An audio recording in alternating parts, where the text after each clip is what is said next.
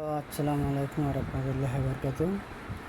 প্রিয় কলকাতার মুসলমান, বাংলাদেশের মুসলমান যারা আছেন, তারা হিন্দু থেকে কখনো গরু ক্রয় করবেন না কুরবানির জন্য। আপনারা খাসি, দুম্বা, উট, ভেড়া, মহিষ সেটি কুরবানি করতে পারবেন।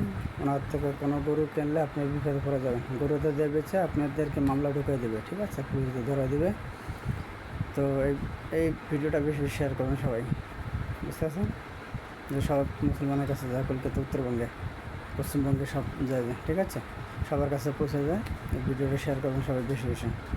আর মুসলমানেরা হিন্দুর থেকে কোনো গরু ক্রয় করবেন না, ঠিক আছে? যত মুসলিম ভাইরা আছেন, লাগে 1 বছর 2 বছর কুরবানি করার দরকার নাই,